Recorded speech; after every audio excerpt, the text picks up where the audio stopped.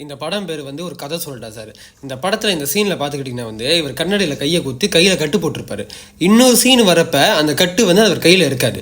திருப்பி இன்னொரு சீனில் கட்டும் போது அந்த கட்டு கையில் இருக்கும். படத்தில் மிஸ்டேக் சீன்.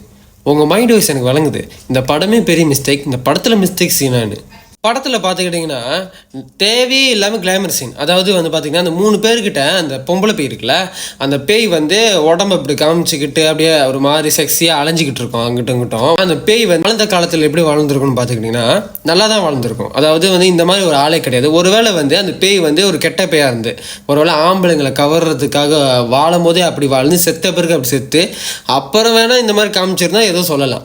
ஆனால் அது வாழும் போது நல்ல பேய், செத்ததுக்கு அப்புறம் எதுக்கு இவங்ககிட்ட இப்படி காமிச்சிருக்கோன்னு தான் எனக்கு இன்னும் மட்டும் புரியல. ஏன்னு பார்த்துக்கிட்டிங்கன்னா அந்த 2 பேயும், ஆம்பளை பேயும் சரி பொம்பளை பேயும் சரி, அந்த 2 பேருக்கும் தேவைகள் வேறு. அதாவது அவங்க எப்படி செத்தாங்கன்னு அவங்களோட இறுதி சாவை எப்படி செத்தாங்கன்னு எழுத சொல்லும். அதுவும் 2 பேரும் எப்படின்னா ஒரு சப்ப காரணத்தினால செத்து போயிருப்பாங்க.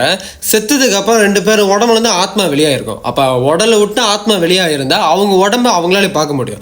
ஒருவேளை அந்த 2 பேயும் அது உடம்பு அதே பார்த்து இருந்துச்சுன்னா ஒன்று கோடாலி குத்தி ஒன்று ஆணி குத்தி செத்து போயிருக்கோம். அப்போ அந்த பேய்க்கு தான் தெரிஞ்சிருக்குமே, ஓ நம்ம இப்படி தான் செத்துருக்கோம் போல அப்படின்னு. ஆனால் வந்து நாங்கள் எப்படி செத்தோம் எங்களுக்கு தெரியல, ஆனால் ஆத்மா உடம்பு வந்து வெளியாச்சு, நாங்கள் எப்படி செத்தோன்னு தெரியல, எழுதுன்னு சொல்லியிருக்கோம். நீங்கள் இது ஒரு காமெடி படம் தானே அப்படின்னு நினைக்கலாம்.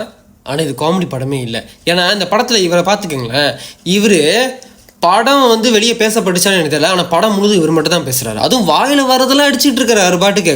கிட்ட கவுண்டர் அடிக்கின்ற பேரில் வாய்க்கு வரது எல்லாத்தையும் அடித்தார். ஆனால் எதுவுமே சிரிப்பு வர மாதிரி இல்லை. ஆம்பளை பேய் அவரை வந்து ஒரு வீரன், அவர் வந்து ஒரு வீரன் காமிச்சிருப்பாங்க. சரி, அந்த படத்தில் என்ன வீரத்தனமாக பண்ணார் பார்த்தீங்கன்னா, ஒரு கோடாலியை எடுத்து ஒரு கட்டையை வெட்டிக்கிட்டு இருப்பார். அதுதான் வீரம் நான் நினைக்கிறேன். இந்த படம் முடிஞ்சோன்னு பார்த்துக்கிட்டிங்கன்னா வந்து ஒரு உண்மை சம்பவம்னு சொல்லிட்டு பின்னாடி ஒன்று காமிச்சிருப்பாங்க. ஒருத்தவங்க பேய் பிடிச்சி அலர்ந்தெல்லாம் பார்த்துருப்பீங்க. அந்த நடிப்பை கொஞ்சம் படத்தில் போட்டிருந்தீங்கன்னா படம் இன்னும் கொஞ்சம் வேலாக இருந்திருக்கும். ஏன்னா படத்தில் எந்த இடத்துலையும் பயப்படுற மாதிரி இல்லை, சிரிக்கிற மாதிரி இல்லை. படம் எது நோக்கி போணுச்சுன்னு தெரிலங்க. படம் தேட்டர்லேருந்து வெளியாகி இவ்வளோ நாள் ஆச்சு, ஏன்டா இப்போ ரிவ்யூ கொடுக்குறேன்னு கேட்டீங்க. நான் இப்போ தான் பார்த்தேன் இந்த படத்தை. நல்ல வேலை தேட்டரில் ஓடும் போது நான் போய் பார்க்கல. அப்பயே பார்த்துருந்தா இந்த ரிவ்யூ நான் அப்பயே கொடுத்துருப்பேன். அப்புறம் என்ன போய் நண்டுக்காதுன்னு சொல்லியிருப்பீங்க. ஆனால் இப்போ சொல்லலாம்ல, இப்போ தான் தேட்டர் வெளியாயிருச்சா, இதுக்காக ஒரு உண்மையை சொல்லலாம்ல.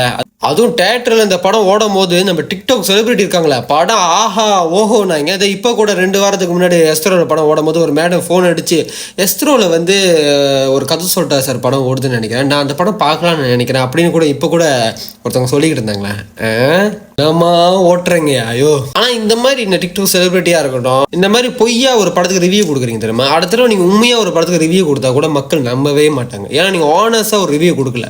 ஒரு ஆனஸ்டான ரிவ்யூ நீங்கள் கொடுத்துருங்க, இந்த படத்தை பற்றி உண்மையை பேசியிருப்பாங்க. பூச்சாண்டி, அடைமழை காலம், இந்த படம்லாம் வந்து எனக்கு ரொம்ப பிடிச்ச படம். நிறையா வாட்டி அந்த படத்தை நான் பார்த்துருக்கேன். தேட்டர்லேயும் பார்த்துருக்கேன், வீட்லேயும் அந்த படத்தை வந்து நிறையா வாட்டி நான் பார்த்துருக்கேன். பார்த்து ரசிச்சிருக்கேன். இன்னும் செம்ம படம் இந்த மாதிரி. ஆனால் அதுக்கப்புறம் அந்த நிறையா படங்கள் வந்து நல்லா இருந்துச்சான்னு கேட்டால் உண்மையிலே சொல்ல போனால் நல்லா இல்லை.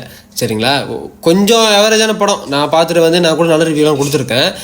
ஒரு அளவான படம் கொஞ்சம் பார்க்குற மாதிரி. ஆனால் இந்த படம் வந்து அந்த அளவுக்கு கூட இல்லை. அந்த அளவுக்கு மோசமாக இருந்துச்சு. பூச்சாண்டி, அடைமழை காலம், இந்த படம்லாம் வந்து நம்ம இண்டஸ்ட்ரியை வந்து வேற லெவலுக்கு இப்படி கொண்டு போயிட்டு இருக்கும்போது இந்த மாதிரி ஒரு படங்கள், ஒரு கதை சொல்லிட்டா சார், இந்த மாதிரி படங்கள்லாம் வந்து பிடிச்சி அப்படியே இழுத்து விட்டுருது. நீங்கள் எங்கே போகிறீங்க வாங்க நான் உங்களை இழுத்து விட்றேன் அப்படி சொல்லி இழுத்து கீழே தள்ளி தான் உங்களுக்கு. இப்போ இதை சொல்கிறதுனால வந்து நீ ஒரு பேர் டேரக்டர், ஒரு பேர் நடிக்கிற அப்படின்னு வந்து ஒரு சில சொல்லலாம். நான் ஒன்றே ஒன்று தான் கேட்குறேன். ஒரு படம் நல்லா இருக்குது நல்லா இல்லைன்னு சொல்கிறதுக்கு வந்து நம்ம டேரக்டாக இருக்கணும், நடிகராக இருக்கணும் அவசியமே கிடையாது. சாதாரண ஒரு ஆடியன்ஸாக கூட இருக்கலாம். அப்புறம் ஒரு சில சொல்லலாம் நீ படம் எடுத்து பாருன்னு, அது என் வேலை கிடையாதுங்க. சரியா, ஏன் இதை சொல்கிறேன்னா, இப்போ இந்த மாதிரி ஒரு மொக்க படம் வந்து நம்ம பார்த்துட்டு நல்லா இல்லாத படத்தை நல்லா இருக்குன்னு பாராட்டுறான், திரும்பி அதே படத்தை எடுத்துக்கிட்டு இருப்பாங்க. நம்ம உண்மையை எடுத்து காமிச்சோம்னு வச்சுக்கோங்களேன், அடுத்த தடவை வச்சு அதுவும் இந்த மாதிரி படம் எடுத்தால் ஏசுறாங்க, கொஞ்சம் நல்லதாக எடுப்புன்னு மாற்றிப்பாங்க. சரியா, இந்த படம் எடுத்தவங்க, நடித்தவங்க, மியூசிக் போட்டவங்க, இந்த படத்தை வந்து பாராட்டவங்க யார் மேலேயும் எனக்கு வந்து பேர்சனல் ரிவெஞ்செலாம் ஒன்றும் கிடையாதுங்க.